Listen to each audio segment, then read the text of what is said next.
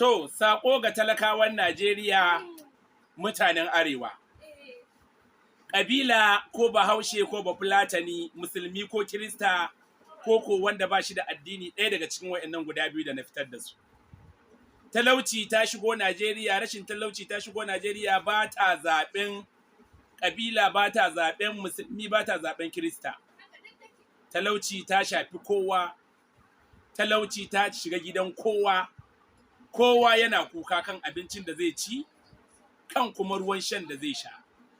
Saboda haka ina so in yi amfani da wannan dama, in yi amfani da media ta wato TikTok, in gaya wa jama'a. Kar mu yadda mu ce mu mutanen Arewa za mu zauna mu ci gaba da bacci domin muna bacci, ya kamata mu farka. Arewa mu farka, naida Musulmi ko Kirista ko ƙabila ko Bafulatani ko Bahaushe. Wannan matsalar da muke ciki a Najeriya, malamanmu na addinai, fastocinmu na cocinanmu suna ɗaura mu kan kuskure, suna ba mu umarni muna bi, wanda kuma idan abin ya dawo yana shafan kowa, kowa yana kuka.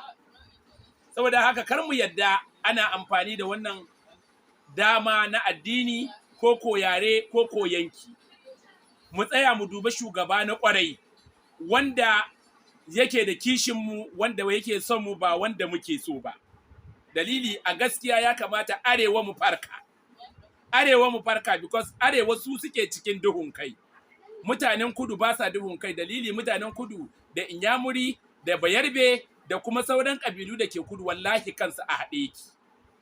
Wallahi kansu a haɗe yake. Kai kuma mutumin Arewa ko Kirista ne kai ko Musulmi ne kai, idan ka koma wannan yanki sunanka Onye Hausa. Bayan Onye Hausa sunanka aboki, aboki meaning mumu.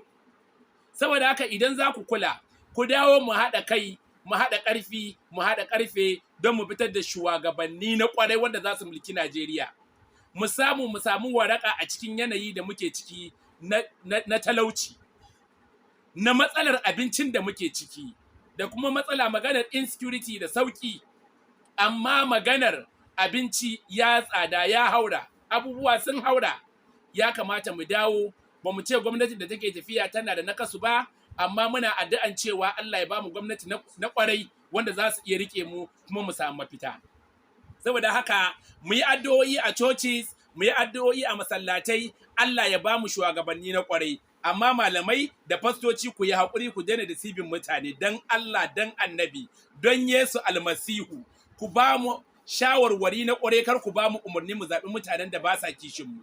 Saboda haka talakawan Arewa mu farka.